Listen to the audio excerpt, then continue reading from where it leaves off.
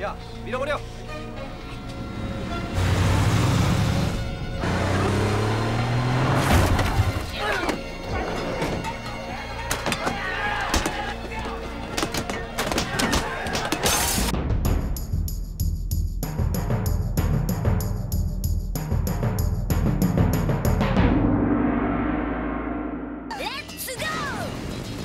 Bonjour à tous et bienvenue dans notre nouveau numéro de l'Orient Express.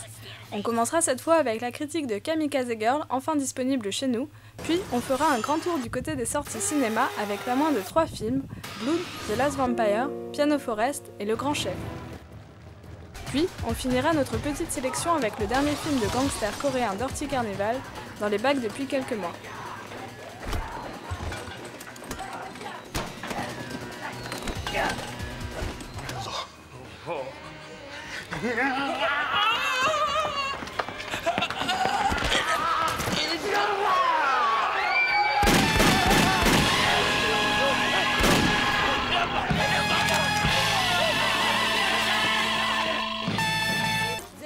Sorti en 2004 au Japon et 2 ans plus tard en France de manière quasi confidentielle, le fameux Kamikaze Girl de Nakashima Tetsuya débarque enfin en DVD sous l'égide de Kazé.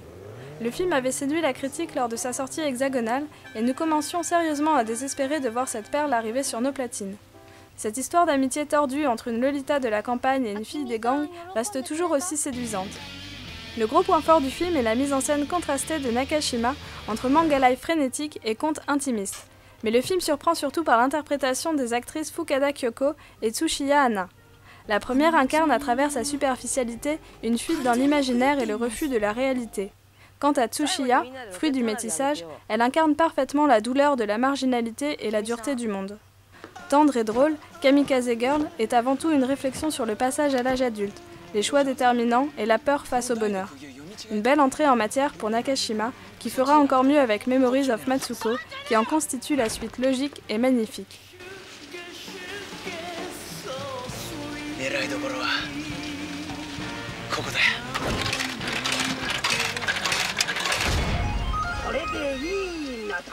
L'édition collector de Kazé propose le film dans une copie superbe qui magnifie la photographie acidulée du film avec un éclatement des jaunes et des roses.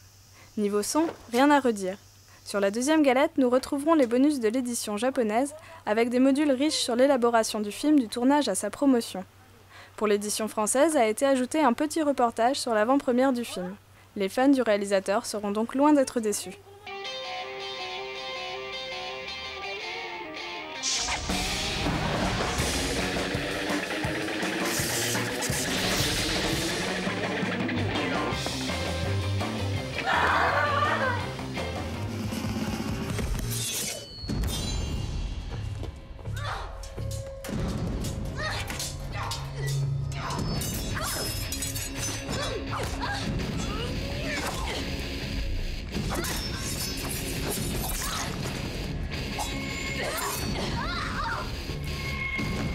Dans nos salles françaises, 3 films asiatiques, du moins en partie, sont sortis durant le mois de juin.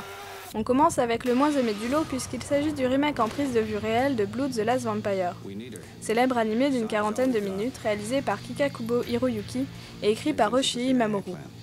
Un projet qui pouvait se révéler excitant sur le papier puisqu'au-delà du potentiel et de l'univers graphique porté par Saya la tueuse de vampires, la production aux auras internationaux avait eu la bonne idée de confier le projet à Ronnie Yu, remis d'une pitoyable carrière américaine. Hélas pour nos yeux, le cinéaste passa rapidement la main pour n'en devenir que le producteur exécutif, laissant les rênes à Chris Naon, réalisateur français du Baiser mortel du dragon et de l'Empire des loups. L'image léchée doit sa lumière au chef-op de la légende de Zou, alors que le scénariste du Maître d'Armes tente de rallonger le scénario de l'animé, tant bien que mal, en gardant des séquences célèbres déconnectées de leur logique. On se retrouve alors avec quelques bons techniciens hongkongais qui cachent sûrement un vrai potentiel gâché par l'incapacité du réalisateur à réaliser une scène d'action correcte et lisible. Le pire étant l'effet des giclures de sang entièrement réalisées en 3D. De tout ça reste une seule et vraie bonne idée au film, son actrice principale, la coréenne Jenna Jeon, qui tente ici sa percée à l'Occident. On ne reviendra pas sur les qualités de l'actrice de My Sassy Girl ou Winstruck, mais il est évident qu'elle sera le seul attrait du film, qui à l'instar de Crying Freeman sert avant tout le fanservice trop calculé pour être suffisamment convaincant.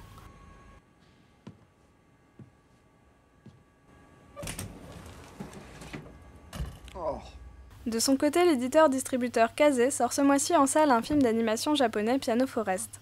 Toute l'originalité de l'histoire tourne autour d'une passion, celle du piano au travers de la rencontre de deux jeunes garçons, l'un aisé, promis un bel avenir de musicien, l'autre modeste mais possédant des dons naturels pour cet instrument.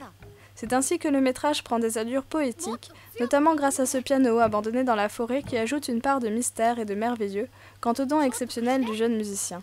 Le gros intérêt du film de Masayuki Kojima résidera surtout dans le choix des musiques. De Bach à Chopin en passant par Mozart, on y redécouvre des classiques grâce à diverses interprétations de la part de pianistes renommés. Le film profite aussi d'une vague musicale dans le monde de l'animé nippon, à ranger donc auprès de La Chorale ou du trio La Tour au-delà des nuages. Une mode qui poussera peut-être les éditeurs français à sortir la fable musicale Goshu le violoncelliste de Isao Takahata. きっと何か特別な弾き方があるんだ。カイ君、何か曲弾けない？それで何かわかるかもしれない。しょうがねえな。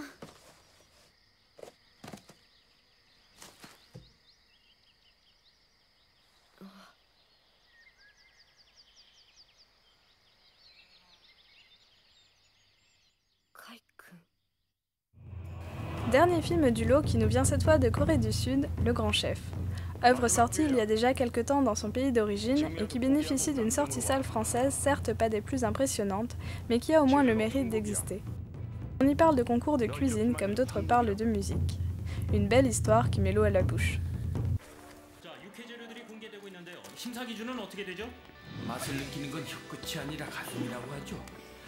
가슴을 적시는 말. 더 이상 무슨 말이 필요하겠습니까?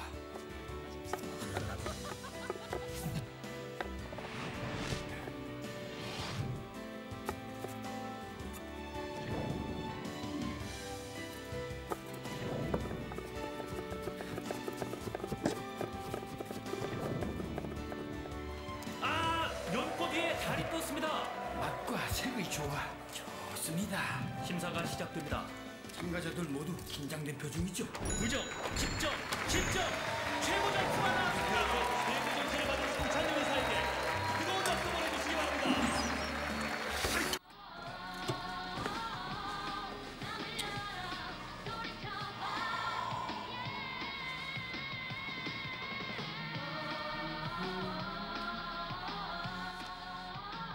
Dirty Carnaval est un film frais et efficace, servi par une lumière léchée, mise à l'honneur par un montage et une mise en scène aérée. L'action est claire et sert les personnages travaillés au travers d'un scénario qui s'amuse au gré de ces gangsters. Il conte l'histoire d'un jeune affranchi ambitieux de se faire un nom dans le milieu et qui devra choisir entre respecter le code d'honneur ou trahir son patron pour se faire une place. Autour de lui, un vieil ami devenu réalisateur souhaite faire un film sur le banditisme. Une mise en abîme pour Bi Young-du, qui devra alors se rappeler des fautes qu'il a commises, paradoxe d'un gangster qui ne jure que sur l'honneur et qui pourtant utilise des méthodes des plus abjectes.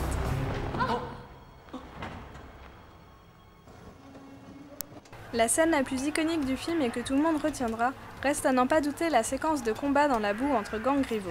Elle symbolise en une séquence toutes les thématiques d'un film qui voit les codes du gangster se briser. C'est clairement la qualité du métrage qui, au sein même d'un genre qui peine à se renouveler, tente le pari de nous raconter une histoire plus subtile qu'à son habitude. Certes, il y a peu d'originalité dans son traitement, mais le film montre clairement qu'avec un bon scénario de genre, on peut encore se laisser embarquer avec plaisir.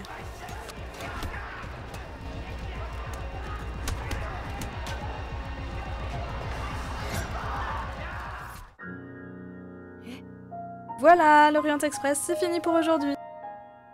On vous conseille donc pour cette fois de voir absolument Kamikaze Girl, bonbon acidulé des plus jouissifs, de revoir et revoir encore l'animé Blood the Last Vampire, à défaut, sinon son adaptation live est déjà dans les salles obscures, de même que le joli Piano Forest et Le Grand Chef.